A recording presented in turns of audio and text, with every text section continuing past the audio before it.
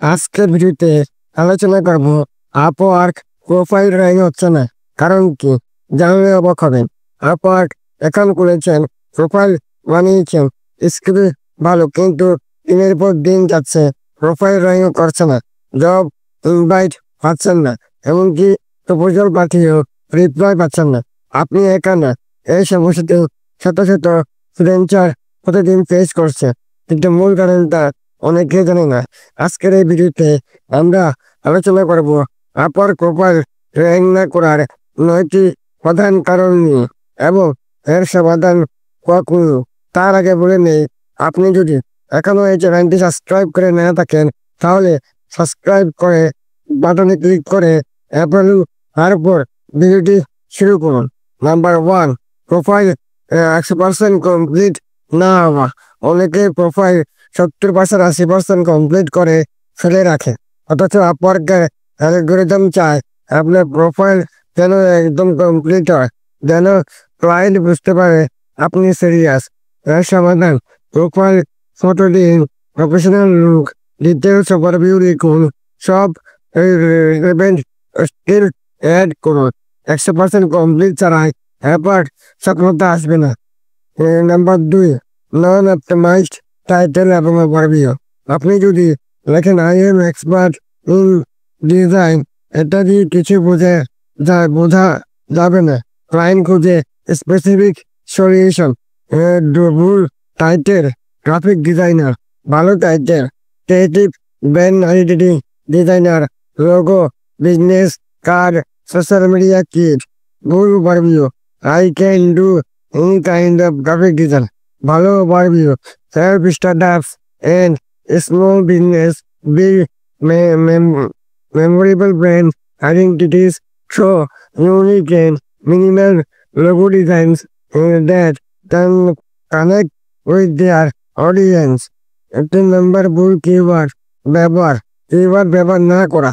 Upwork profile rank করার জন্য keyword optimisation অনেক গুরুত্বপূর্ণ। যদি আপনার প্রোফাইলে ক্লায়েন্ট সার্চ করে এমন কিওয়ার্ড না থাকে, তাহলে র্যাঙ্ক করার কোনো চান্সই নেই। সমাধান, টাইটেলের ওভারভিউ, স্কিল এবং কন্টেন্টগুলিকে সঠিক কিওয়ার্ড ব্যবহার করুন। freelancer.com আপওয়ার্ক সার্চ দিয়ে দেখে নিন ক্লায়েন্টরা কীভাবে সার্চ করে। No review, no job in history. আপনি নতুন ফ্রিল্যান্সার, তাই আপনার প্রোফাইলে জব হিস্ট্রি নেই, রিভিউ নেই। আপওয়ার্কে অ্যালগরিদম র্যাঙ্ক করে তাদের দ্বারা অ্যাপ্রুভড পারফর্মার। আর সমাধান, ছোট বাজেটের জবের উপর ফোকাস করুন। প্রথম 2-3টা জব করতে হলেও অল্প পেমেন্টে রাজি থাকুন। রিভিউ জেনারেট করতে পারলে র্যাঙ্কিং অনেক বেড়ে যাবে। নাম্বার 5, প্রোফাইল ইনঅ্যাক্টিভ এবং কম লগ ইন হওয়া।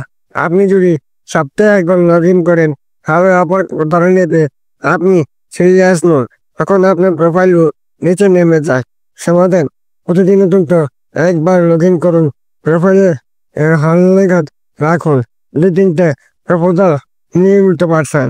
নাম্বার 6, ভুল টাইপের proposal, copy paste cover letter. ক্লায়েন্টের এখন অনেক স্মার্ট, তারা বুঝে কোন কভার লেটার কপি পেস্ট আর কোনটা রিয়েল। আপনি যদি কপি করা প্রপোজাল দেন, তাহলে শুধু প্রোফাইল র্যাঙ্ক না, ক্লায়েন্টের কাছে রিপুটেশনও খারাপ হবে। সমাধান, কাস্টমাইজ প্রপোজাল লিখুন, ক্লায়েন্টের রিকোয়ারমেন্ট বুঝে সলিউশন অফার করুন। প্রথম লাইনে ক্লায়েন্টের নাম লিখবেন, আরও ভালো হয়। নাম্বার 7, কম জব সাকসেস স্কোর, কম রেসপন্স রেট।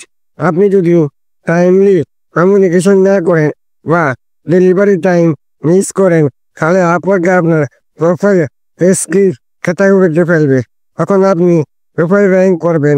সমাধান, always deliver on time, client communication maintain করুন। প্রবলেম হলে সময়মতো জানিয়ে দিন। নাম্বার 8, প্রোফাইল ফটো প্রফেশনাল রাখুন, হালকা এসএমটি ক্লিয়ার হেডশট প্রোফাইল র্যাঙ্কে সাহায্য করে।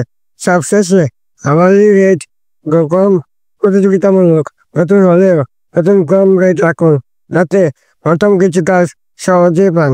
আপওয়ার্কে র্যাঙ্কিং মানে শুধু প্রোফাইল সুন্দর না, একটি combination optimisation, profile keyword rich, content ভালো, জব স্ট্রিং, কনসিস্টেন্ট অ্যাক্টিভিটি।